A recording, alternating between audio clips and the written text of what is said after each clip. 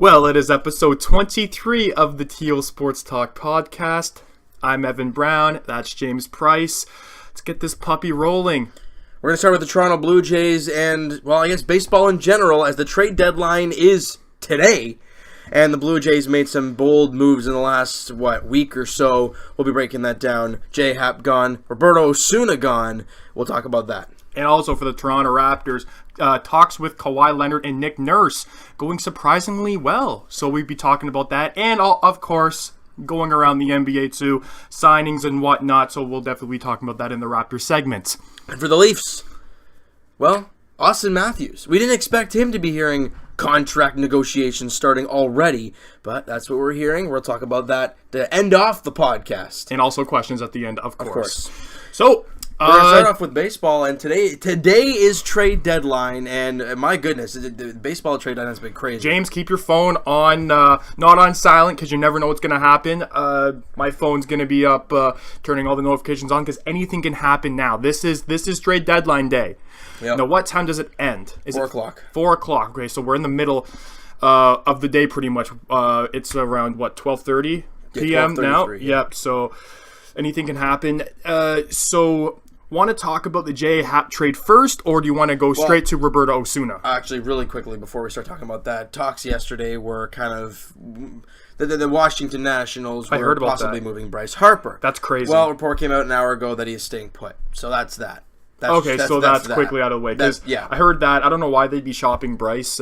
He's probably one of the best players in the league. Right, and he's a free agent at the end of the season. So that's probably why the Nationals, if they can't re-sign him, they probably want to get... team?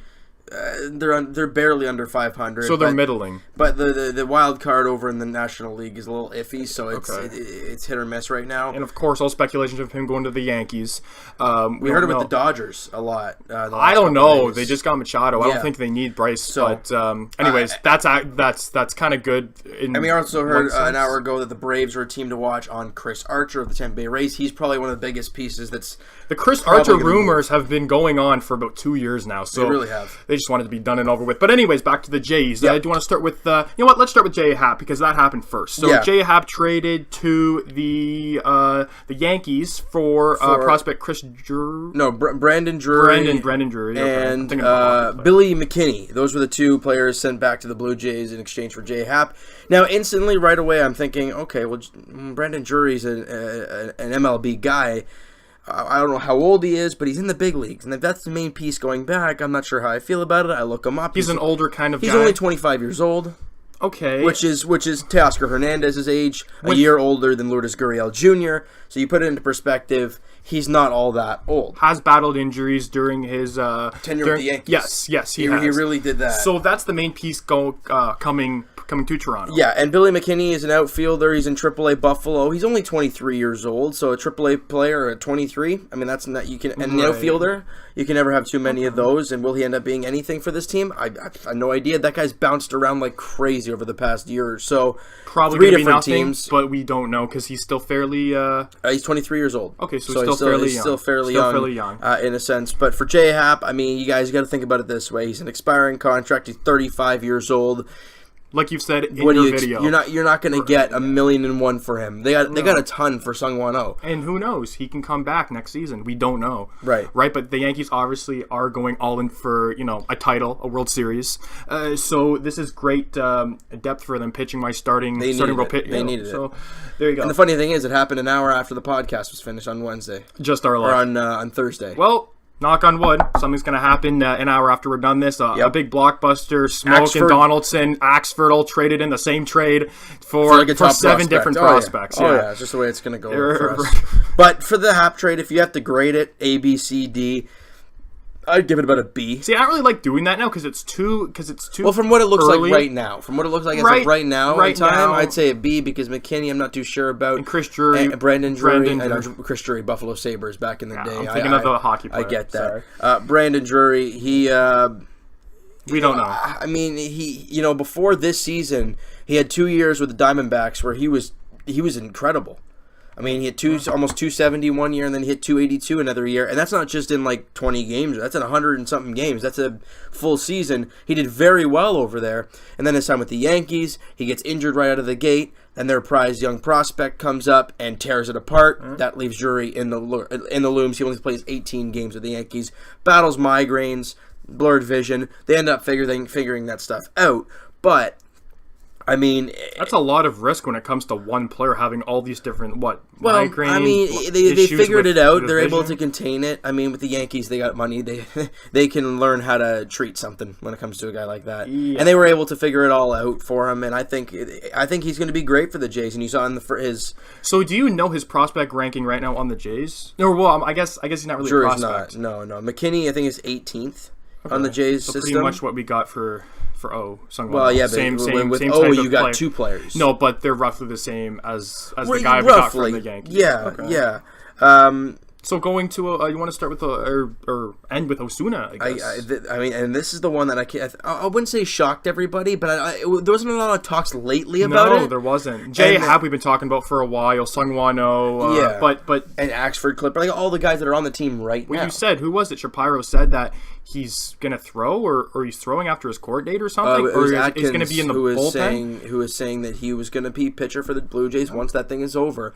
And I think what I said in my video yesterday, I said that I have a feeling there was no chance in heck he was going to play for this team. And then the report came out that after this happened, he was never going to pitch again. You said there's no way that he's going to be pitching for this team on the podcast? No, I didn't. That's what Atkins. Atkins said that he would probably play for the team. Right, okay. So that's why we all assume, well, he'll be back after his suspension. But I think that was just a cover up for a trade looming, because then reports came out after the deal was done that the Jays had no intent on playing. So he said So he said that quote, even if he lied about it, just to shut the media up. Because what if he said, he's never going to pitch for this team again? Well, no, he would How is everybody going to react? He would just say no comment. Then there you go. That pretty much answers your question. Then, right? I guess. So you're screwed either way, whatever you say. Right, he's just trying to keep everybody happy and make it happen. We sold low on him. Now, honestly, my personal opinion on the situation that it was, they got the best possible return. Yeah, they did. Because a team would want the baggage, with Osuna, obviously, because he's a great young pitcher. And 23 years old, 2 more years. And he made a mistake. Yes, it is a big, huge mistake, but he did make a mistake, so he's still young. A team's going to want that to try to work around it. And the guy we got back isn't much better. The guy Ken Giles, I think, is just a throw-in guy because they wanted to get rid of him, and he's had his anger issues, and he's looked at as a pretty good pitcher. No, he's got good stuff. He's had a terrible season with Houston, and he's had a weird tenure with them. But I think with the Blue Jays, he might have a fresh start, and I'm just hoping he can keep it calm. That's good. But the prospects we got back, the good news is we actually got some prospect pitchers that we didn't have before. David Paulino was one of them. I think he was the 23rd ranked prospect in their system. He was a right-handed pitcher. And they'll have a good farm team because they're all up on the bigs, right? Well, no, they just have depth all over the place. They've been best for so many years. They have just so many good young players. Yeah. He's 24. But he's battled Tommy John. He had an 80-game suspension for PEDs. I think it was last year. But that whole PED thing, I don't know. Ever since seeing Chris Colabello and his whole thing, he hit 320, and then the next year they done him for PEDs. He had no idea he was taking PEDs, or even because you saw the interview and he was downright crying. He was like, I don't know what this guy played from the bottom up. I understand that. And some people, I mean, I don't know, maybe it was in the medication that he was given, that there was something in there that was But the MLB has to have a list of drugs that you can take and cannot take. And for Chris Colabello, you really have to scan that through to realize, okay, am I taking something that's illegal, or am I taking something that's fine? I think he's probably given the stuff, and he just doesn't, he doesn't look into it himself. Well, we don't know that. We don't know that, because if he was giving the stuff, that person that gave him the medicine should be fired. But anyways, that's kind of going off topic. That's just saying that he did done for 80 It's games. A mistake. Okay, it happened. Whatever. You got to move on from that and not do it. Obviously. So this was last year. I think it was last season. So yes, he's 24, but he hasn't pitched a lot. He, like I said, 80 games last year. Had Tommy John. He was probably out for a season and a bit one year because of that. But now that he's back, and I don't know where he'll end. He'll probably end up pitching for AAA in Buffalo, possibly even pitch for the Blue Jays, because he's pitched a little bit with Houston this year and last year. So sorry, we got Giles and 2 prospects? 2 prospects. That's one of them. And he's 6'7", by the way, as a pitcher, so he's a big guy. And the main... Is he right-handed or left? Yeah, right. Okay. The main piece of the trade is right-handed pitcher Hector Perez. He's 22. He's in Double-A. Again, hasn't pitched a lot this year, but when he has, he's been good. And the key for him, he's their 10th ranked prospect. Mm-hmm. And like you said, a good farm team. Like I said, for a guy that you had to trade, if Roberto Osuna touched the field, everyone would look at Rogers, Shapiro and Atkins, the Jays organization, as just letting a guy who assaulted a woman go. But like you said, if he saves 2 or 3 games, you forget about it. I don't know how Jays fans react to it. I think the MLB as a whole, they usually do that with Chapman and Reyes and all. But what I've learned, and I read about it, I think it was yesterday. Yes, Chapman is playing for the Yankees, but he was initially on the Reds when that happened, forcing the Reds to trade him to the Yankees. So he was on the Reds because last podcast I was wondering if he got caught with that abuse when he was on the Yankees. It was on the Reds, so that makes but he more was sense. suspended with the Yankees. But he pretty much got traded from the Reds because of that reason. Exactly. Okay, so that tells you right there, Roberto Osuna. See, I don't think Jays fans would be like that because Jays fans already now hate the trade and they're brushing it. Those people that hate the trade are the people that wanted him gone because of this whole allegation crap. No. Didn't want. I wouldn't say that. I would say that the fans that don't like the trade kind of brush off me like, oh well, if he stayed with the team, they would win more games and whatnot and blah blah blah, and then he could save 2 or 3 games or whatnot. Like, yeah, we understand that, but you have to look at it bigger. This is life. This is a life situation. This is bigger than baseball. And Jays fans have to realize that. And for people that are saying that society is wimping out over no.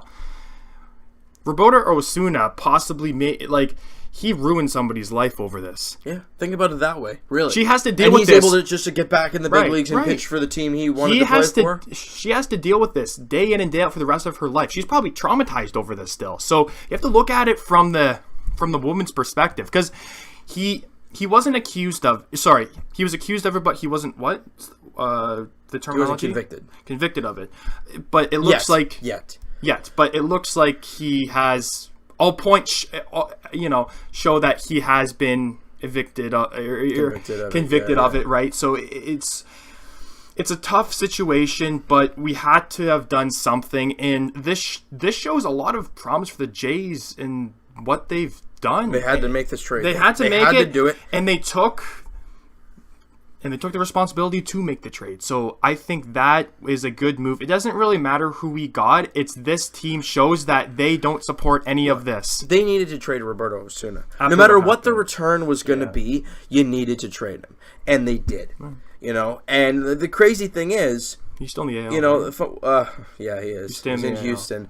He only has 2 more years of controllability before he hits free agency. But I mean, that's a different story, really. That's the same with Ken Giles, the guy we got back from Houston.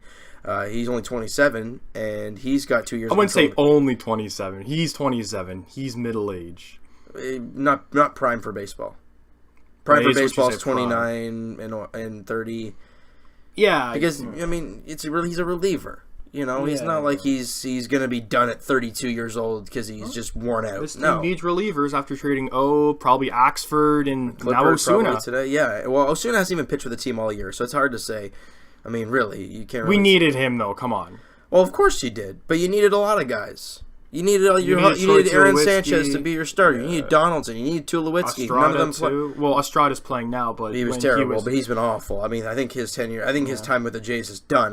He's 35, right? So you have to realize that, and he's getting up there in age. Well, he is up there in age, right? So the crazy thing that I saw yesterday, and it was not long after the trade was made for Osuna, that.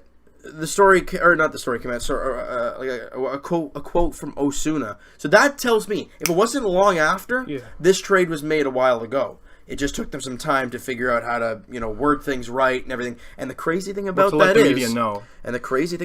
is, not once in his statement did he mention the Toronto Blue Jays at all. He seems no fans, no organization. I'm surprised. No nothing. He seems like a very tense and serious guy.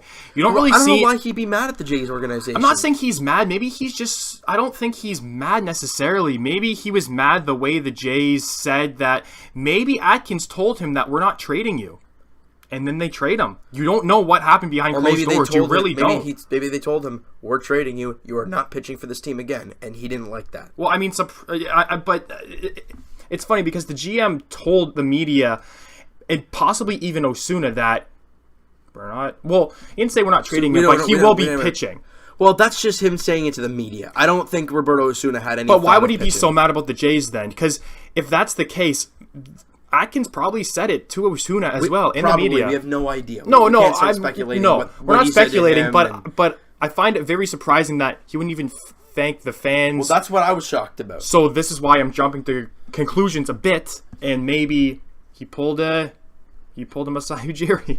I don't know. I mean, that's pushing it a little bit, but we don't know. But again, I feel like in the months coming, it's all going to come out in the wash. I think that, reports saying that Blue Jays told Osuna a week or, that they would not trade him or something. Or because might not hear anything, and he's just angry about getting traded away.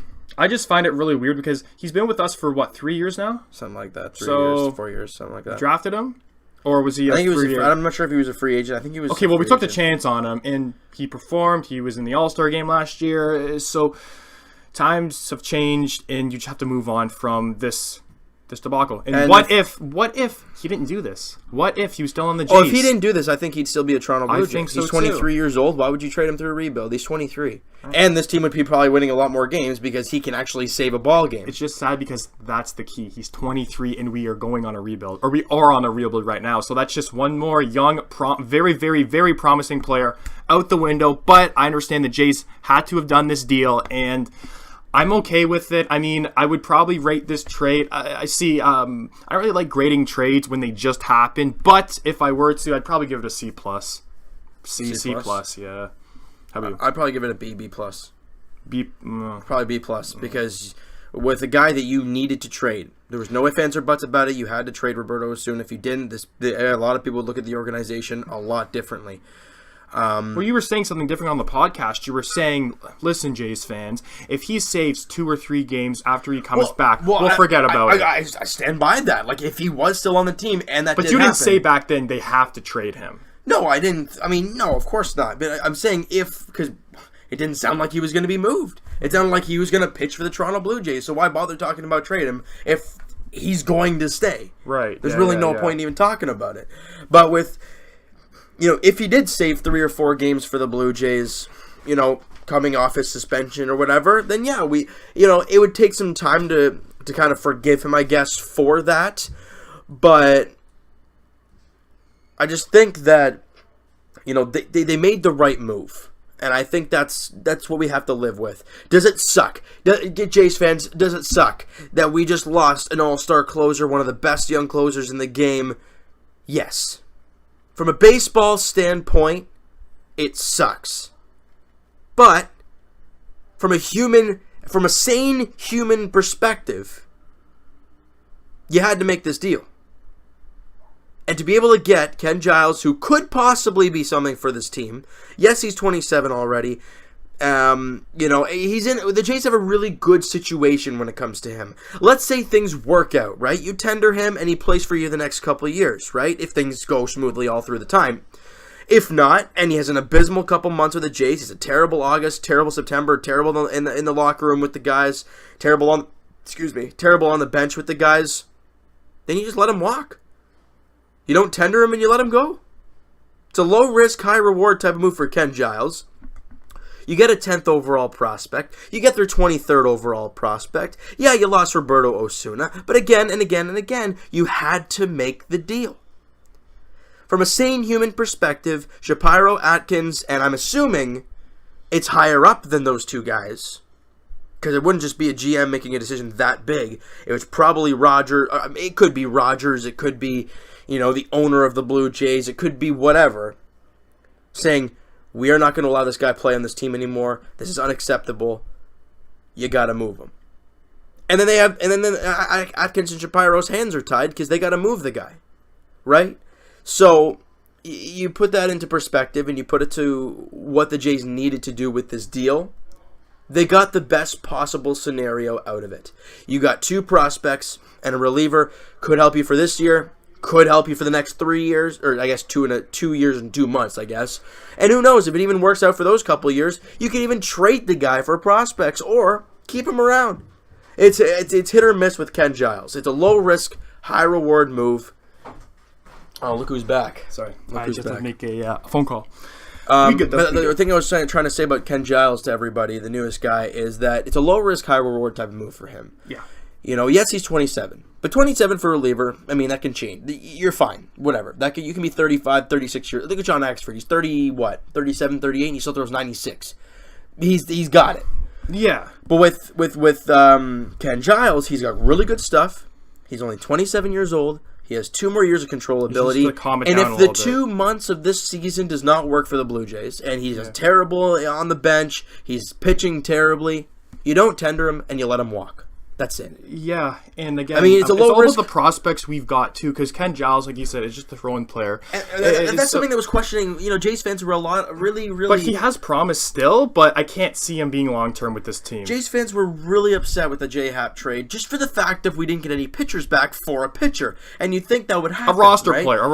Well, no, pitchers, like prospect pitchers. In general. You expect some, but you got 2 positional players, which I think the Jays are fine with now when it comes to positional players. But so for 1 pitcher, we got 3 back with Osuna. Yeah, you got 3 pitchers back, which is what you want. And I think if you get rid of a guy like Axford, if you get rid of a guy like Clippard, Aaron Loop is on the block as well, Granderson, I think the Jays really got to look towards prospect pitchers. Yeah. They got a lot of infielders. They have quite a few outfielders. You need some pitchers. They have some great pitchers in the system, don't get me wrong, but you need more. You can never have enough pitchers. No, you can't. And with the trade deadline, obviously, at 4 o'clock today. No updates at all? I'm just going to look right now. John Paul Morosi, obviously the main guy for baseball. How about just baseball in general? Nothing 23 minutes ago from JP. Just that the Tigers trade Leonis Martin to the Indians for Willie Castillo. But that's the last thing I see here. Mm-hmm. Brad Ziegler is indeed close. To the Cubs. It's still early though, because like you said, trade deadline usually the deadline is 4. Where's it? Yeah, okay. So on deadline day. So Yankees, Indians, Phillies involved in pursuit of Andrew McCutchen. That could be quite an interesting move for the Yankees. What team's he on now? He was on the Pirates forever. Yeah, San Francisco Giants. It's not doing I mean, for the Giants are garbage. So, I mean, you kind of go from there, and you're like, yeah, they need. He's getting up there too in age, right? He is getting there. I think he's over 30 now. So, I mean, that's kind of where you want to win at that point in time. Right. And that's why I think Josh Donaldson's 10 years of Blue Jay is done. They just moved him to the 60-day DL. I think it was when they activated Marco Estrada. So I think that was either yesterday morning or 2 nights ago. So I think Donaldson is done. I think he will go to Blue Jay. And the funny thing is, it's going to be very interesting to see what free agency does for him. It's going to be really interesting. Hold on. For a guy who, so done as a Blue Jay with free agency, or as in via trade? No, if you could find a way to trade Donaldson for a bag of balls, fine by me. But free agency. I think it's going to be free agency, and it's going to be very interesting to see what happens. We expected this before the season even started for the Jays. But it's going to be quite interesting to watch how free agency goes for him, because he didn't play barely at all this year. Is there such thing as like a max contract for the MLB? I mean, David Price got, 7 years at $210 million? I don't think there is. Because it's a payroll. Yeah, it's not a lot of money. It's a lot of money. Yeah, so but I don't think he's going to get a quote-unquote max deal. Oh, God, no, he won't. He barely played this year. He's got hip issues. He has all kinds of issues right now. Which age doesn't matter as much, but if you're getting consistently injured, for a player, then... Why do you think Edwin Encarnacion was so sought after? And he's older than Donaldson was when he had free agency. He had no injury issues at all. But with Donaldson... Was this the only season where he's really He's been in and out of injury over the past few years. But this is the worst. But this is by far the worst. Right. And of course, his stock's gonna drop. I mean, he's definitely not gonna get a max deal. But what's the ballpark you would give him, money wise? I mean, for any team, maybe 5 years. I'm scared to give him 5 years. He can't stay healthy. Why would I give him 5 years? True. Right? Honestly, for any other team... It's more term than money, For any team, I might want to give him a 1 or 2 year deal because I'm scared that he's going to get injured. Some team might take that risk, giving him a 4 year at over $100 million. Personally, I think it's more term because money-wise, healthy, he's worth the money, 100%. But the term is going to be in question because... But that's the problem, though. Does Donaldson he's going to want term. Exactly. Because he's only been with 2 teams. He's been with Oakland for God knows how long. And this is his first year hitting free agency. So what's he's going to want to get paid. And will that, like, look at Edwin. I mean, he goes into the season wanting over 180 million or 140 million dollars. Right. So he didn't get that. When he was traded for Brett Laurie, did we sign him, or was that the Oakland contract still? Like, did we sign him? No, we went through all kinds of arbitration years. That's really all we did with Josh Donaldson. Okay, so we didn't technically sign him to the deal that he finished now. No, technically big. So big Oakland. deal. Okay, so he was still on the Oakland deal. There's no Oakland deal. It's arbitration. Which is like you go to an arbitrator and then they kind of figure out the money for that year. Okay, so we technically so they did they didn't sign Donaldson to an 8-year deal, and that's where usually with arbitration. No, but if you sign an 8-year deal, you don't have to go to arbitration. That's it. You don't go. See, well, Tulowitzki, I guess that's different with and sports, Russell Martin. They don't go. Yeah. Okay, so wait. Was it every year he went to arbitration? Yep. For a 1-year deal? Yep, pretty much. But he's like, he's because with other sports for hockey, I know it's different. Where if you go to a thing, then you would get usually it would be like a 3 or 4 year deal. It wouldn't be a 1-year deal going to arbitration. Yeah. I guess baseball is different, but that's crazy. Wow. Yeah, I didn't know. So now they're going to hit for, I guess, 5 or 6 years, I think it is, or maybe even 7 years actually of MLB experience, and then you hit free agency for the first time. So he could go to arbitration with us, but it's slim. No, he can't now. His time of arbitration is done. How many years of arbitration do you get? I think it's like 5 to 7 years. I'm not sure the range. Yeah, he's already. Yeah, this was his last year was his last season of arbitration. It's going to be now he's going to free agency. It's going to be interesting where he lands. Because you know what I'm saying? How Giles and Osuna have 2 years of controllability. Yeah. That's arbitration years left. Right. So, in 2 years, Osuna hit free agency. Please go to the NL, though, Donaldson, because I don't want you to bite us in the butt. Yeah, I really don't want that Especially if you go to... Well, there's been lots of talks in the past about him going to the Cardinals, which is in the National League, so that's fine by me. Over the past few years, it's kind of been like that with him. Will it happen? I don't know. We'll have to wait and see when it comes to that. Who's going to take the chance on Josh Donaldson, right? Right, well, exactly. I mean, my goodness. Because when he's on... 30, 35 home run guy. Yeah, we look at him last year. He was terrible for most of the season. Then he came on late and he was like red hot to end the year. And we're like, wow, that's more like Josh Donaldson. And then this year he can't stay healthy. But still, looking back at the trade, man, that Brett Laurie for Josh Donaldson, 1 for 1. Best. Well, no, it wasn't 1 for 1. Okay, well, what prospects did Brett Laurie, Kendall Graveman, who's on the A's right now. Well, I think he just got injured, good? actually. Oh. I actually think he just went down for Tommy John surgery, so he's done for a while. Franklin Barreto, he's been up and down AAA in Oakland. So you look about it, the Jays got definitely the best end of that trade, no question about it. Yeah. And we got good use out of him too. He won an MVP, great. And he got us those 2 playoff. He won the pushes. MVP in was it 2015 or 2016? 15. 15. He won the MVP. He was great with again Jose Bautista, Edwin. It was the golden ages for the Jays. But that time has come and gone. Well, this is the last player on that. Well, I mean, like you still got Russell Martin, you still got Pilar. You still have players from core pieces. You mean from that golden age, but they're going to be dropping off. And this will be. I mean, Pilar's what, 32? This is what every good team goes Pilar's through. like not even 30 yet. I don't think. Oh, I thought he was older. This is what every good team goes through. You have a good years of success, even a World Series title, and then you drop off. It's just That's how what it happens works. when your core is old. Yeah. The Jays started getting good when Jose Bautista was like 32, 33 years old. Same with Edwin. Donaldson was 30. Tulowitzki was 30. Martin was 32, 33. It was so true. Because what else did you expect? Because when Jose Bautista, like I wouldn't say in his prime, but when Jose Bautista was what, 25, 20 to 28 or whatever. He wasn't all that good. Well, not even that. I don't think the Jays weren't even that good because he hit 50 home runs when he was, what, 28? Something along those lines. So he was pretty good, in his 20s, but the Jays as a team sucked. Yeah. So we kind of wasted his... Really. I mean, I wouldn't say we wasted his potential, but a large chunk of his prime we wasted. Jose Bautista and Edwin Encarnacion, too. Absolutely. Not really Donaldson because he came over when he was... 2015. So how old was he then? 28? I think he was 28. So a majority of the time he wasted in Oakland. Yeah. But actually he bloomed late. I think he bursted onto the scene in 2016 or sorry, 2013. Wait, he came over in 15. So 2013, 2014 he burst on. That's why arbitration is happening now instead of, a few years ago. It's going to be very interesting cuz the season as a whole for the Jays it'll wash. It's terrible. I mean, this is probably one of the worst seasons you've seen. It's pretty bad. It's pretty bad to know from... Even back when Marco Scudero and Vernon Wells. All right. Well, I take it easy, all right? But I mean, for the Jays... No, that's a serious question. Is this worse than back then? See, back then you expected to lose all the time because they were just bad for 20 years. You just expected that. We got used to winning for a couple of years, and now we're not. So and all the bandwagoners are jumping off. That's it. See you later. Have a good one. See you. We'll see you back in 5. Yeah, we'll see you back in 5 years. Maybe 3. Hopefully 3. So a couple. Well, I guess I wouldn't say positive. Well, one's a positive. Vladimir Guerrero Jr. Makes his AAA debut tonight for the Buffalo Bisons. Wow, that's going to be quite exciting. Who told you about that? Wasn't it Fox? Was it Fox 87 that told you that? Well, no. I mean, when he got promoted, they said that Tuesday he'll be at the game. I think he commented on the video that he'll be at because this is Buffalo, isn't it? Yeah.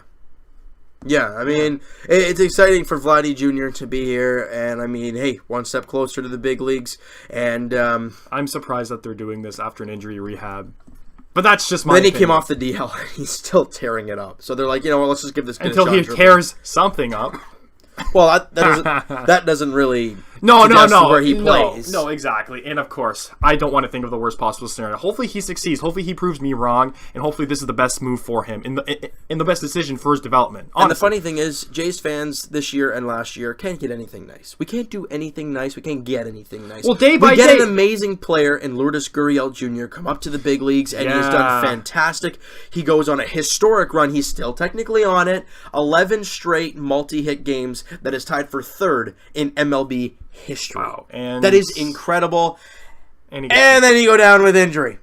That was a weird injury too. It was a really he slid odd to injury. Second, and then he kind of fell over or something. It was kind of weird. He fell on his leg or whatever, and it looked really bad because he's grabbing it. He's like Is he screaming. week to week, or sorry, day to day? Well, I mean, you look at the way he's kind of he first off, the positive thing right away was that he walked off. He didn't need to get stretchered off. Yes, he had people on his shoulders, but it didn't look like he was using them much. He was kind of walking his own with a little limp, but it wasn't bad. I mean, there was a contusion in his ankle and his knee. Okay. And yesterday's game, he had ice in his ankle, but not on his knee.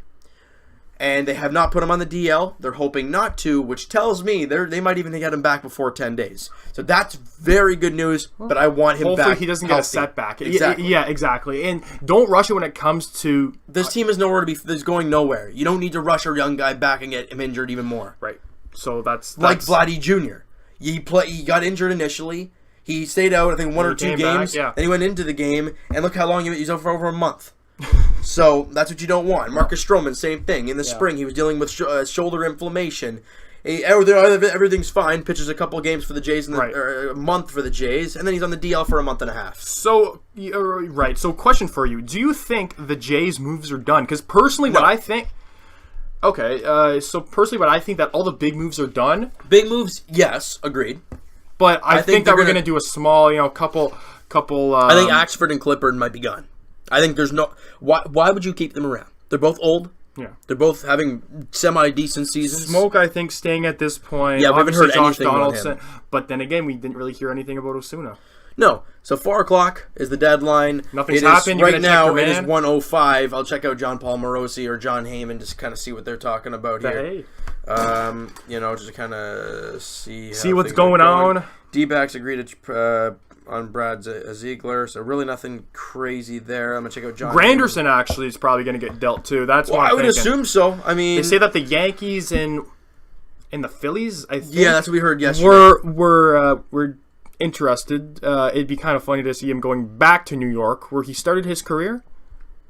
Where the Yankees. Granderson, he didn't start his career. I think it was with Detroit he started, but a lot of his prime was with the New York Yankees. So really nothing as of yet when it comes to the trade talks. Jeez, the Blue Jays. Great picture there. Yeah, John Heyman, loving it. So it's 1:05 right now. So you don't think anything's going to major moves, but you think Axford? Major? No, I think Axford and Clippard. If you can find somebody who will take on Aaron Loop, please God, do so. Well. Because he's a lefty. He's a lefty. And people do love lefties. Whether he's good or bad, he is a lefty. And he has a lot of... He spent his whole career at the Jays. Why not just stay? He's the longest tenured Blue Jay right now. Aaron Loop is the longest tenured Blue Jay. That's saying something. What year? 2011 probably? 2012? Honestly, I'm actually going to look that up right now. Because I am actually very curious to see how long Aaron Loop has actually been here. And how many years we've been pulling Aaron Loop, honestly, should just stay with the Jays. No, he better not. That's wrong. I don't know if you guys know this, but James has always had a hatred for Aaron Loop forever, for as long as I can remember. He has streaks of where he goes dynamite, and we're like, it doesn't matter if you're a lefty. If you suck, you suck. This is the guy you want. He's playing very well. He's a great reliever. He's got a crazy scoreless inning streak. And then he gives up 5 runs in 2 outings, and you're like, well, there goes that. He's been with the Jays since 2012. Wow, long time. And in his first 3 seasons, he was dynamite. 2.64 ERA, 2.47 ERA, and a 3.15 ERA. Those are very, very, very good numbers. But then 4.46, 5.02, 3.75 last year, and now 4.54 this season. So 2012. He's been with the Jays since 2012. Yeah, 20... Oh my God, 5 years too long for Aaron Loop. But he was very good in his first 3 seasons. 6 years too long. Whatever, I don't even care. It's Aaron Loop. Right. But, I mean, I think the possible free agents, Marco Estrada, Josh Donaldson, Axford, Clippard. So these are free agents that aren't coming back or going to be traded? These are the pending free agents right now. Oh, okay. Donaldson, Estrada, Loop, Axford, Clippard, and Granderson. Those 6, I think, are the pending free agents. I don't think we're going to trade Estrada because we still want to be a competitive team. I think Estrada right? and Donaldson, I think, are going to stay. The other 4 guys, Axford, Clippard, Loop, and Granderson, I don't know. I haven't heard really anything about Loop, but the other 3 guys we've heard about. Right. So that's going to be very interesting. We still have to stay competitive, right? So, and these are minor moves that could benefit us. Yeah, and Jays fans, let's have last thing I want to say before we wrap this baby up. Let's just grind the month of August, because once September happens and the September call-ups come up, and you might even see Thomas Pannone, one of the younger guys we got in the Joe Smith trade last year. You might even see Vladdy, depending on how the month goes. Probably not, but you never know there. You might see David Paulino, the guy you got in Houston's trade. You might even see Billy McKinney, the guy you got in the Yankees trade. Guys, when the rosters expand in September, it could get fun because we could be seeing possible future pieces for this team. But for the month of August, it might be a struggle. Okay, so one last thing. How hard was it, or is it, to make Jays videos, and how hard was it to make the 10-1 whomping? Oh, God, I almost fell asleep last night. And the thing is, it's against Oakland. I get they're a good team, but when was the last time Oakland beat us 10-1? Donaldson was on the team? Oakland, I don't think, scored more than 3 runs in a game against Colorado in their last series, and we just gave up a 10 spot. That's abysmal. Jaime Garcia. Remember we were talking about him in the spring, when we were doing the podcast in the spring, and how he had a great spring, and we think he's going to be a 5th starter in the rotation. He could be really good. Nope. Now he's in the bullpen, and he's he went an inning in the 3rd yesterday, and he gave us 6 runs. It was 4-0 going into the 9th, and then he came. So in Oakland? Sorry, the 8th. Yes. Oh, God. At the Coliseum. I mean, it's not saying much being there, but if they're struggling with. But bottom line, it was a terrible. And I'm praying that this game and the series, because I know Wednesday's game is an afternoon game, so we don't have to worry about staying up extremely late for that. But you stayed up. What time did you go to bed last night? 2 o'clock. Oh, jeez. By the time everything got uploaded and everything. Morning podcast. Well, afternoon podcast, I guess. Yeah, afternoon. Yeah, that's the grind right there. But we're gonna move on. I'm done talking about Aaron Loop. I am, and the Oakland Athletics. There you go. All right. So now we're gonna move to basketball, and like we said right off the top, Kawhi Leonard had his first chat with Nick Nurse, and it went really, really well. This is quote unquote. I didn't want it to end. So that was Nick Nurse. Yeah, that was Nick Nurse, and Nick Nurse said to himself, "I was very surprised how talkative Kawhi was with the interview."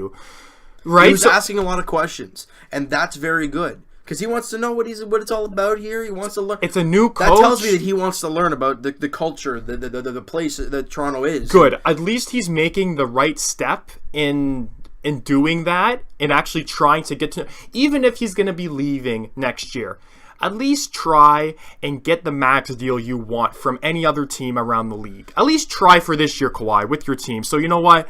Props to him. Even if he doesn't stay, give it your all this year. I mean, again, hopefully he does. I really want him to. But if he doesn't stay, at least give it your all this season. Right? Yeah. So, I mean, obviously, if you're Nick Nurse, you have to be really happy that he's actually giving forth. Because when he first got traded, and again, I'm not really going to get into, did he say it or not? Whatever. It was speculations, or if he did say that it. He didn't want to be here, and he might not even So Nick Nurse in his head were like, oh, God, like, what did Masai get myself in? Yeah, exactly. Yeah. What did Masai get me into pretty much here? But no, it's good that they started off on the right foot. And even not with Kawhi, everybody on the team is in the same position as Kawhi with the whole new coach. That Kyle Lowry has to get to know Nick Nurse. Well, not really get to know because he was the assistant. As the head coach, you want to get to know as the head coach, right? Because this is his running of the team now, pretty much. And I think it's going to be very interesting to see what Kawhi Leonard does with Lowry and vice versa. With obviously DeMar gone, and Lowry seems to be very salty about it too. With one of his interviews. I don't think that they have to gel, but I think that you're basing it off of somebody who got traded that was Kyle Lowry's friend. You know what I mean? The chemistry between those two guys was incredible. I understand that, but I'm not sure if Leonard, obviously he's not going to be like, that friendship. No, but of course not. I don't want really fans to compare that he should make the friendship with Kyle Lowry like DeMar DeRozan did, because I don't think he really possibly, obviously he needs to have a friendship, but not that brother friendship. No, but when reporters asked, at the U.S. camp, when the Raptors were when Lowry and DeRozan were both at the U.S. camp, and reporters were asking Kyle Lowry if he talked to Kawhi. Kyle Lowry said that he was not going to answer any Toronto Raptors questions, and that right there is a little bit of an iffy thought. Having Kyle Lowry, yes, he's at the U.S. camp, but he does not want to talk at all Toronto Raptors. Well, then they bring up Kawhi Leonard. Hey, have you talked to him? He's like, I don't know. Maybe. So he was being a real pain in the rear end about it. So those two were playing together on Team USA. It's the Africa, wasn't it? It's Team USA versus Team Africa. I don't know. I'm pretty sure it is. Right. So I can see why he's doing this, because if Masai Ujiri, if he did this to, he could do it to Kyle Lowry too. The same thing he did to, you know what I mean, DeRozan. So he could do the same thing. That's why Kyle Lowry is. But Lowry actually played well in the playoffs. But that has nothing.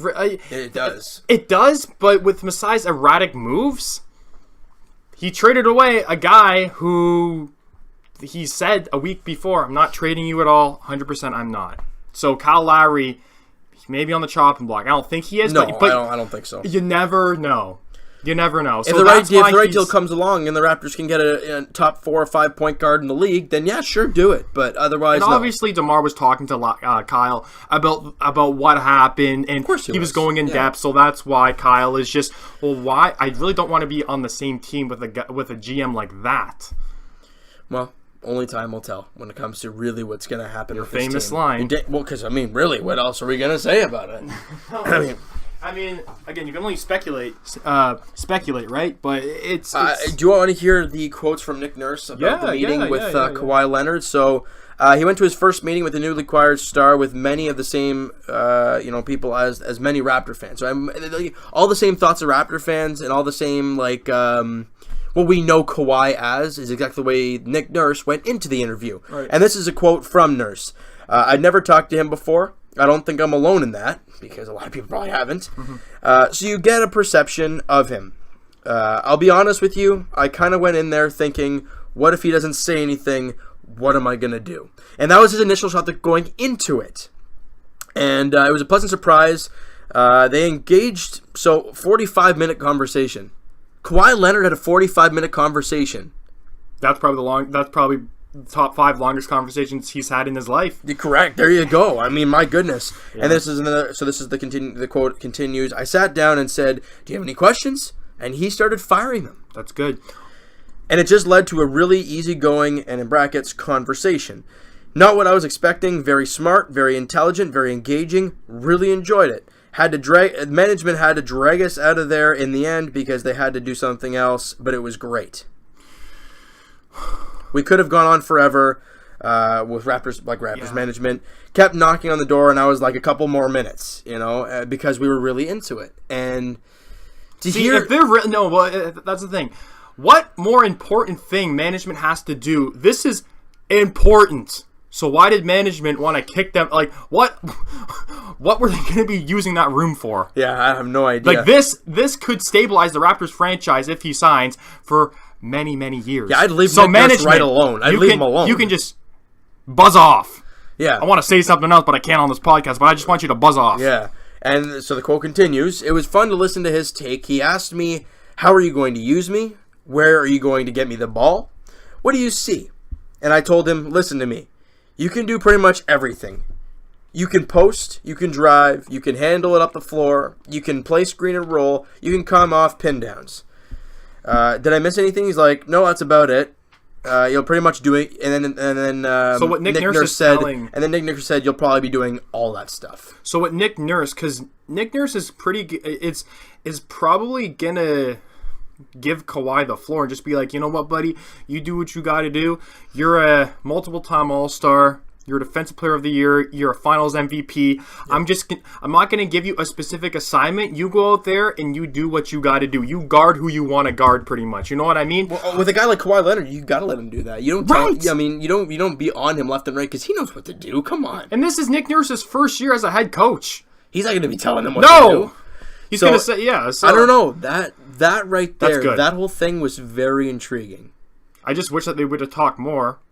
If management had to clean that management, room... you don't need the darn room. 45 minutes turned into an hour and a half, and like, that would have been a record-breaking conversation with Kawhi Leonard. Probably an hour and a half. That would be the longest conversation that Kawhi Leonard has had since maybe he did a speech in high school. Or elementary school. Maybe he's doing a speech arch or something when he wasn't nervous or whatever. I don't know. Exactly. But I mean, no, it's definitely good that they're breaking the ice because there was tension. When he first got traded to the Raptors, there was tension. There was a ton of tension. For 2 weeks. Even after he said, "I'm warming up to the fact," there was still tension. And that's I saw. And when Masai did the press conference, yep. They showed that he was smiling with Kawhi, and Kawhi, or posing for a picture, and Kawhi's smile, he smiled. I don't know if it was that promising of a smile or not. Well, I mean, when Kawhi smiles, I'm not sure which really you're going to get out of it, but that could have been his best smile out there. Yeah, who knows? That could have been his first smile ever. Well, not really his first, but top 10 Kawhi Leonard smiles. And that was probably one with the picture with Bobby Webster and Masai Ujiri. So that's Webster, the small guy. Yeah. Okay. Yeah. See, it's funny. He's the GM, and we all talk about Masai Ujiri. Yeah. And guys, let's not forget Danny Green. He's a fantastic player. Okay, I don't know. No, he's a great defender. He can shoot the three. He's CJ Miles, but a better defensive CJ Miles. And you see what Kevin Love did to CJ Miles last year in the playoffs. He made him look silly. That's Kevin Love. I think it was the size right, issue. But you put Danny Green out there. It's different. Exactly. It's different. So, Kevin Love was a lot more physical than CJ Miles. Now you put Danny Green in there. It might be quite interesting. Yeah. We all talk about Kawhi Leonard being a Kawhi Leonard and blah, blah, blah.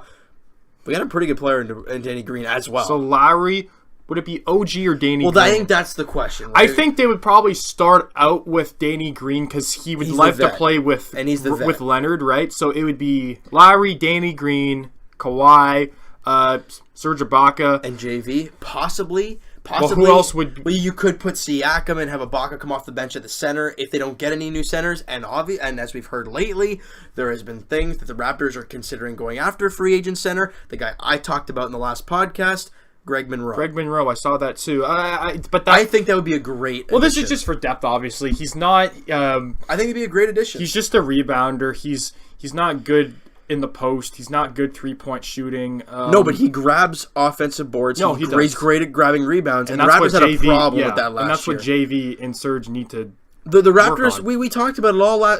Guys, you guys remember last year. I mean, when in every single video, we were looking at offensive rebounds given up. We kept looking at it over, whether you're playing the Charlotte Hornets or you're playing the Golden State Warriors, we were looking at that and saying, how'd they do today? And most of the time, they were in double digits given up, and that's terrible. So if we sign Greg Monroe, that would knock, because right now, who's the backup center?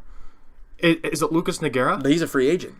Oh, is he? Okay. So I don't really know. Let me check that out actually quickly. But if you put in a Greg Monroe, I think he's not a power forward. He's a center. He would be a center. Okay. And I think he would be a great addition. I think so too. Raptor fans, we remember him too well. He torched the Raptors many times with the Pistons, right? And even a couple times with the Bucks. I think it was in the playoffs a couple of years ago. He did a very good job against the Raptors. Right. So I don't know. If the Raptors can find a way to get him, because they have some money now, obviously with Kawhi. Isn't a 1-year deal worth what? Maybe $5 million? Like, yeah, you don't need a ton. You don't need to give him a lot. And this is I think it'd be a great addition. I really do, and I think because isn't he a pretty good defender too?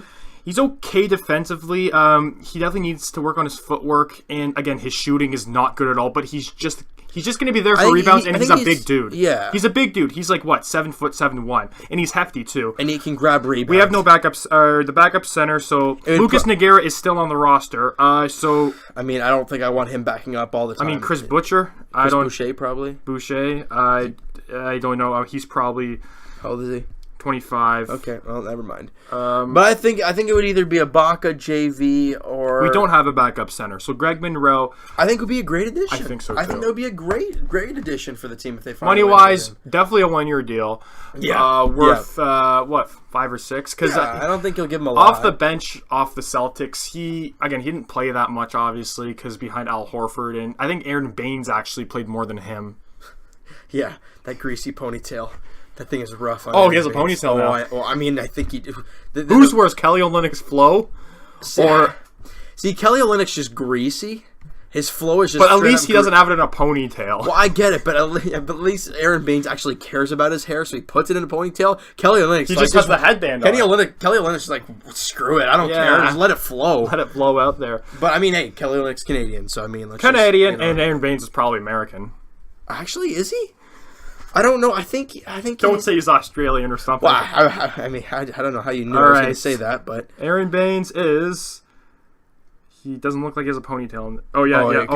He does. He has a man bun. He's got the man. No, it's a ponytail in the back. It's a man bun. Let me see that. That's a man bun. Oh well. You can't really see it there. But I swear it's a ponytail right there. Aaron Baines. Literally, this podcast is about talking about Aaron Baines' ponytail. Guys, send down your comments down below if Aaron Baines has a ponytail or a man bun. Look that up on Google Images. Well, anyways, Aaron Baines' nationality is... He's from where? Gisborne. Okay, now I got to search up where that is. We're doing a full biography here on Aaron Baines. On Aaron Baines, the man himself that we're comparing to Greg Monroe to. If we're comparing someone that you spelled that completely wrong... New Zealand. Oh. He's from New Zealand. See, wow. Australia was pretty close, but like... Well, Australia has performed... New Zealand with Steven Adams. He's Australian? That guy is one greasy-looking man. That guy is scary-looking, dude. He's a caveman. Well, Aaron Baines is He's got a ponytail. Plain and simple. Whatever. But anyways... what are we getting on about? It'd be nice to see, actually, because obviously he's a free agent, but it'd be nice to see his stats. Who, Aaron Baines? No, not Aaron Baines. Greg Monroe? Greg Monroe. Well, I can easily search it up. Yeah, look that up, but he'd be a great depth guy, which the Raptors need, and if we're going to go on a large playoff run, you really want to see Lucas Nogueira come back? No. He looked too lost defensively. He really did. And every time a big man was trying to take a three, he always jumped. It was terrible. It wasn't good. So last year with the... Back in the day, with he was the good. Celtics, I'm trying to find. No, back in the day with the... Last year with the Celtics, he averaged 10.2 points a game, and then 11.3 with Phoenix, where he played 20 games, and then he played with Milwaukee for 5, and he didn't do all that much. But then in 2017, well, I don't even know what that is. But then with Milwaukee last season, he averaged 11.7. Like he's basically a 10-point per game guy. He's not bad.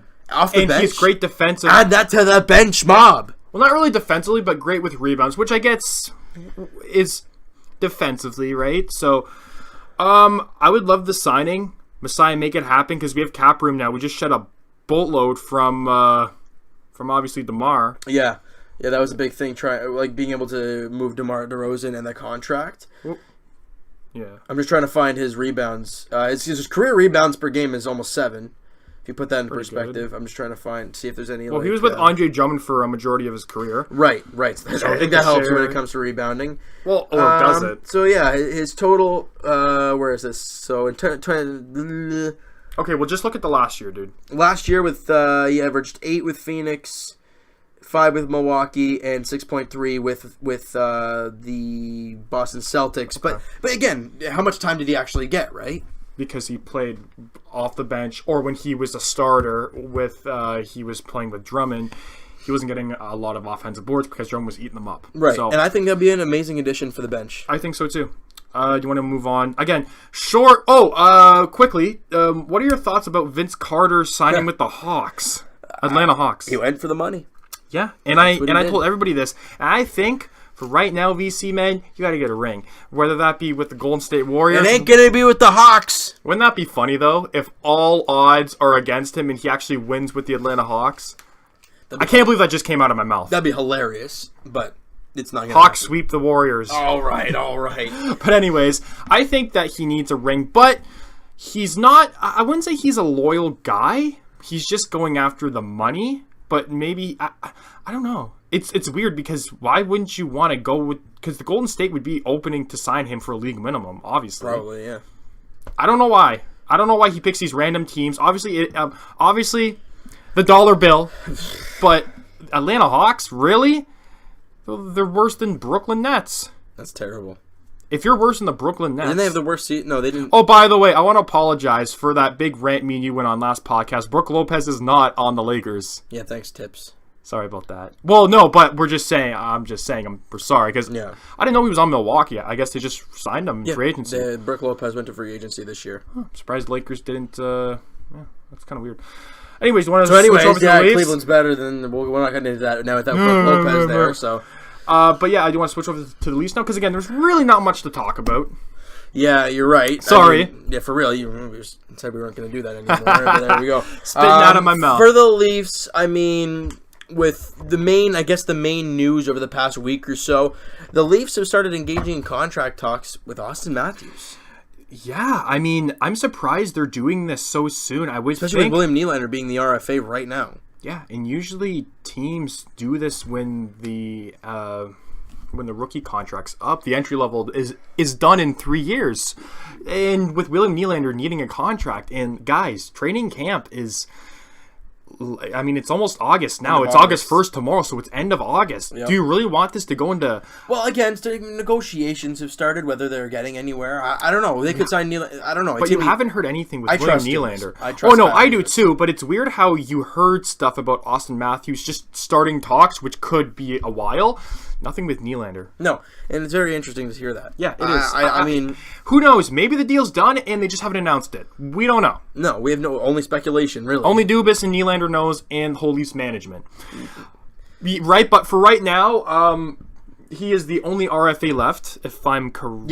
Yep. It was Gauthier and Andreas Janssen were the other ones, and they already signed. So right. So it's just William Nylander left. I'm confident they'll get him back fine. I don't think there's going to be a problem there. I don't think so either. But if they can get Auston Matthews signed now, that means they still have the 1 year of his rookie deal, and then his big boy contract starts up. Yeah. So his points are obviously going to influx because he's I think the Leafs Tavares. I think the Leafs probably want to sign him now because of obviously the injury last year and not having the big. He had a great season. He had a great regular season. Playoffs, we kind of know about that, but he had a great regular season. He was injured, but he was over point per game. I agree. Yeah. But he didn't put up the 100 points because of the injuries and all that perspective. So maybe you want to sign him now before he gets that massive boost. I don't know if that'll change the type of contract he'll either get, it's going to be this year or next year. He's still going to be worth 11, maybe even 12 now. I think, in that range, I think that's what it's going to end up being for Austin. I don't know if he's the same as Tavares. I'd be happy with 11 mil for Auston Matthews. Yeah, because it means you signed him less than Connor McDavid, but more than Jack Eichel. And going to that quickly, is Jack Eichel worth 10 mil? No. Well, not as of yet. He's not a leader. Not as of yet. No, he's still a little bit. Obviously, I see with the Buffalo Sabres. I don't know because you have to look at them. They haven't made the playoffs in 7 years now? Something like that. Yeah. See, they can't be as worse as they did last year. No. That team is expected to be half decent last year. With Casey Middlestat looking great. Yeah, he was fantastic. Jack Eichel hopefully won't get injured. Rasmus Dahlin. They have Connor Sherry. Now, who do they add in goal? Obviously, Lehner's gone. Oh, they Carter Hutton. That's a risk. That could be. See, he was all right with the defense core of St. Louis. Now you throw him with Buffalo, and their defense core is Ristolainen and now Dahlin. Dahlin, and then you got Bogosian, Scandella. That's okay. Slow now. Scandella is still a top 4 defenseman in my opinion. Okay. He's fringe though. Right. So Bogosian, top 6. Brendan Gooley. Brendan Gooley, yeah, okay. It's not the best looking, but it's not horrendous. And I don't know where I heard this actually. It's totally off topic here, but am I hearing right that the Jays are talking with St. Louis? I don't know if it's true or not, but I heard this is just right now. I saw a report like late yesterday about the Jays talking about Colton Parayko. I did see it. St. Louis. I thought that you were talking about the Jays because you said Jays. Oh, did I? You said Jays. Okay. Well, no. So Leafs are talking with Colton Parayko? I don't know if that was true or not. I saw one spot. I don't know if it's a big... If you're St. Louis, you are nuts to trade Parayko for... Really, I mean... You just brought it up. You just brought it up. What could we get for... What do we have to give up for Colton Parayko? I don't know. Nylander? I mean, that would be quite... Yeah, so here it is here. The Leafs are reportedly in trade talks with St. Louis Blues and Colton Parayko. I don't know who this guy is, but I did see it somewhere else. No, well, it's Howard Berger. He's actually, I think he's verified on something. But anyways, that's kind of, well, that's not off topic, but it's a rumor. See, 3 hours ago, please don't trade Colton Parayko to the Leafs. So it is out there. It is out there. Yeah. And he's right-handed. He's big. I don't know, what's his contract like? I know he just signed with... He signed with St. Louis last year, I think. know. That's why I'm trying to look at... It probably has to be... probably around $6 million, I'd imagine. I assume so. And if that's the case... I mean... Right, I would love Colton Parayko. I would love him. Oh, yeah. Right-hand defenseman. Big. Solid. 6.5. Okay. Actually, I'll go to his points. Go on Hockey DB. That's where I am right now. Okay. He's 25. He's been a consistent 30, 35 point guy. 33 in his rookie year, 35 and 35 in Is the he last good defensively seasons. too? I know plus minus is -7 last year with St. Louis, +7 the year before. pretty good. It's pretty good. And his playoff he can stats log are pretty big good minutes too. He can log big minutes. He's a big guy, 6'6" defenseman, right-handed shot. Can 6'6", put up 230. I mean, the only player I can really see us giving up would be Nylander. No, I'm not saying you add things in. I'm not just saying. Personally, I think that if they start throwing in Nylander and stuff, I think that's too scary. I don't think you throw in a guy. No, I don't think so either. You but do not want to give in the three-headed monster. St. Louis signed him for a reason, and it's not like he's a pending RFA or something. They signed him last year, so they like him, and he's a great defenseman. So I can't see the St. Louis Blues asking for multiple pieces. I think it's going to have to be Nylander. It's going to have to be big. It's going to have to be big. So I'm not looking too much into it, but that is interesting that you did report that. Or not you, but Howard Berger. He is a free agent. Or sorry, he still has 4 more years on his deal. So it's fairly new. So they obviously want to keep 4 years him at 5.5. Oh, so you were wrong on that. Well, I look when I looked up here and I typed that's pretty good actually.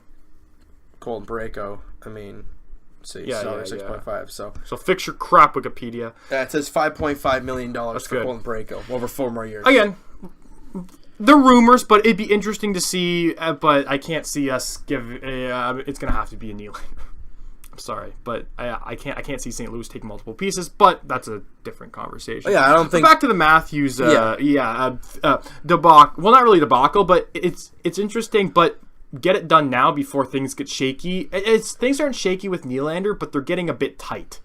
Yeah. I think we can both agree on that. I don't want this to start getting like a PK Subban situation with Montreal. With the whole arbitration thing. I think back when he signed his bridge deal.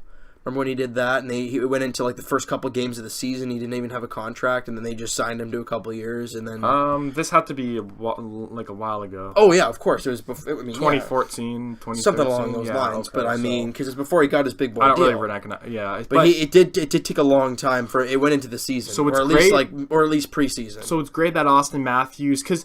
You know the ballpark with Matthews, and Nylander, you know the general term. area. With Marner, I don't know. I don't know, man. The upside for him is ridiculous. There is some downside because he's small. That's not downside because he's shown that size. He's shown that he can overcome that no problem, clearly. He's able to fight through it no problem. 100%. So I don't know. I think he deserves probably an because 8 he's or in 9. the middle. Because he's in the middle of Matthews and Nylander when it comes to skill. 9. Yeah, just you can't. That talent is something very special. Nylander might he might demand that same type of money. You know what's interesting? Just going back to the little trade you were mentioning. Yeah, with Colton Parayko, or right? Yeah. I was thinking about maybe I don't know why I keep throwing this up, but Jake Gardiner, because he's not as big as Colton Parayko. He's a left shot. Jays have a lot of left shots in the minors. You said Jays again. Leafs. They We're so busy talking about the Jays lately. So I'm sorry guys, we cannot re-sign Jake Gardiner with all these rookies coming up. It's impossible. Unless he takes a pay cut. It's the only way. Yeah, I can't see it. But that'd be interesting because so I'm just trying to think here. The St. Louis Defense Corps, Alex Pietrangelo, is he right? Yes. That's one. Jay Bouwmeester's right? Is he still? Let me just is he still in the league now? Louis defense core here. Yeah, do that quickly. Because, sorry, I had to get back to on this topic here, but I just kind of that might have been exactly because that might be a fit. It is a fit. I mean, my goodness. I mean, right-hand defenseman this team's dreaming of. He's a 30-point guy. He's a big defenseman. And Jake Gardner can move the puck. This team lacks size on the back end. Right, so defensemen, they have Robert Bertuzzo, Jay Bouwmeester, Vince Dunn, Joel Edmondson, Carl Gunnarsson, Parayko, Justin Schmaltz, and Pietrangelo. I check out Justin Schmaltz. Is he good? Or was that his brother? Okay, that's Jordan Schmaltz, sorry. Yeah, he's 24 years old. Pietrangelo. Gunnarsson, how old is he now? He's 31, guys. Remember the Leafs drafted him late. Joel Edmondson. He's a left-handed shot, 25 years of age. Yeah. Oh, not bad points. Vince Dunn, he's a youngster. He's only 21. Wow. He had a pretty good rookie season. Is he left? I think so. He's from Lindsay, Ontario. He's there left. You go. He's left shot, yeah. And then there's Jay Bouwmeester, who's a left shot. I know that for a fact. And Rob Bortuzzo's a left, right? He's right, isn't he? Yeah, he is right. So, see, I don't know if they're lacking a left-handed shot because they got Vince Dunn and Bouwmeester, but I think they're lacking that top two left-handed shot. Jake Gardner. Right? Now, obviously, Pietrangelo is the top right-handed shot guy, and Parayko is, and you maybe, I don't know who they would bring up for a top four right-handed shot if they were to trade Parayko. Yeah. But I think that'd be, but I don't think they do that straight up. So what I'm doing right now is, like you were talking about signing Jake Gardner next year. Well, these are all the free agents next year for the Toronto Maple Leafs. Obviously, RFA right now is William Nylander. Next year's UFA, there's only one for the forward core, and that's Tyler Ennis. But I mean, what can end up happening there? Right. Andreas Johnson's an RFA again. Kapanen's an RFA. Mitch Marner and Auston Matthews and Josh Levo. Those are your forward core. Mm-hmm. Okay. And on the back end, you have Connor Carrick, who's going to be an RFA, Ron Hainsey, and Jake Gardner. And then Curtis McElhinney in that. And those are the only free agents the Leafs have next year. So you add your three-headed monster right now in Marner, Matthews, and Nylander. But after those guys, you have Andreas Johnsson, who could have a breakout season. You might have to pay him. Levo, I'm still shocked he's still even on the roster. I really want him to make it just because he's such a Leaf fan, too. I do, too. But, I mean, where does he fit? Yeah. It's tough. It's difficult. And Ron Hainsey, I think he's done after this season. I think so, too. You could see him back for a one-year deal. Hey, if he wants to give me a one-year deal under $1 million or at $1 million, fine by me. Yeah, me too. Connor Carrick, still question marks towards him. He's an RFA, only 24 years of age right now anyways. And McElhinney, I think this will be his last year. I think so too. And he'll be... Because we just have so much goaltending depth with the Leafs. Very interesting about Colton Parayko. I did not know that until we started this podcast. Very interesting. So, I mean, I don't know why, but if we're upping our defense core, we would want to keep Jake Gardner and trade a forward for Parayko, but that's the only logical thing I can think of. Yeah, but you wouldn't want to trade a defenseman to get a defenseman. If you're a Leaf fan, if you're a Leafs brass, that's what I'm saying. Keep Jake Gardner and get Parayko and trade. I don't want to say Nylander, but that's the only guy I can think of. Could have Riley with Colton Parayko? Yeah, having Colton Parayko with Jake Gardner for Christ's sake, or having Gardner with Hainsey. Because I think Jake Gardner needs a Ron Hainsey there back with him. Not Zaitsev. And then Zaitsev with Travis Dermott. Yeah, I guess. Look, Zaitsev, I'm giving him another shot. I threw him last year in the garbage because of his injury, and he just couldn't. He had a kid too, so maybe he couldn't find his way. Right. He just whatever. He had a great rookie season. No, he did. In first two games were we all know about that little thing he did. Yeah. Well, anyways, we'll not talk about that. But I mean, like the last 4 games of the playoffs, he was good. Exactly. He found his feet again. You know, that's why I'm going to give Zaitsev a shot. You sign him for a long-term deal. Why? Because he's good. You know, why they sign him initially? Because he was good in the KHL. He was a multiple All-Star KHL defenseman, which I'm not looking too much into. But and then he comes over here and has a very good rookie year. And then this year, it wasn't terrible, but it wasn't great. It's not living up to the contract. Good. No, that's a great way of putting it. I mean, and I think this year he could really put it all together, and playing with a guy like Travis Dermott might do a lot for him. I don't really know. I love the looks of Travis Dermott. But I don't think, because Travis Dermott is still learning a lot, so wouldn't it be Nikita Zaitsev teaching Travis Dermott? Well, yes and no, but I think I think they would complement each other very well. Complement, but I don't think you want to learn from a rookie. Okay, if you're learning from a Connor McDavid, yeah, you learn from him, but Travis Dermott, I don't know. but he is promising. It's very... If the Jays can go after Colton Parayko and not give up... Leafs. It's baseball season. That's all over the place. Yeah, if the Leafs can find a way to go after Colton Parayko and maybe not overextend too much, that'd be quite the interesting acquisition. That's for darn sure. Now we're going to move to the questions. That's really it for the podcast. Exactly. And we have, one or two questions? One or two. Not that many questions, guys. Usually I tweet out Monday. Yeah, exactly. That. Oh, by the way, is it podcast going to be next Tuesday? Sorry, I'm just looking for the questions. I think it's on Thursday. Got a lot of if I'm not mistaken. I'm pretty sure it's on Thursday. Okay. Just a heads up. August, what would that be? So the Tuesday, yeah. So it's Wednesday. Wednesday, August 8th. Is that okay? Regular time? Yeah, that's fine. All right, cool. There we go. We figured it out right live on the podcast. All right, next Wednesday. Stephen W. What are you saying, buddy? Do you guys think that there would be any more moves to the Raptors? We have 4 point guards, and any of them will be dealt for a center or a power forward. Thoughts on Kyle Lowry speaking to the media about the DeMar DeRozan trade? I briefly talked about that. Do you think we'll make any? We talked about Greg Monroe possibly being an addition. I think with that many point guards, you might want to move some. Maybe one. But when he says 4 point guards, DeLon Wright, Lowry, Van Vliet, Lorenzo Brown? Yeah, that's what I'm thinking. I think it's mainly depth. See, if we're going to make a move, it's going to be a signing, not really a trade. Look, Steven, the fact of Lowry, DeLon Wright, and Van Vliet, it worked last year. Those 3 guys, it worked. Yeah. Lorenzo Brown, I don't think he'll get much of it. Yeah, he was great in the G League last year. How old is he? I think he's 25, 26. I think he may even be older than that. You never know. Maybe he can be a Fred VanVleet. Maybe he can come off the bench and surprise us all. I mean, he could be a guy coming later in the game, sure. But if they're looking to trade anybody, I think they could trade one. Yeah. But I don't know. Right. And any more moves, I think Greg Monroe could be that final piece. A free agent rather than a trade. Right. I think so. All right, Michael, do you... so the podcast, a live podcast in the future, or it will always be pre-recorded? That's actually an interesting question. Me and James were talking about this, and we were thinking about maybe doing 1 or 2 live segments. It's probably going to be on James's main channel. Yeah, because obviously we won't get as many views on the podcast channel if that's the case. So if we were going to be doing a live show, it would be on your main channel. It would probably be on the main channel just because that's where the main following. But we don't know if your guys would be interested in that. Well, you can send questions while we do. It won't really be a podcast necessarily. It would be more like a talk show where you guys send in questions or. Well, what we probably end up doing is probably be doing doing our podcast live, and then once in a while look at the chat and answer some questions. Right?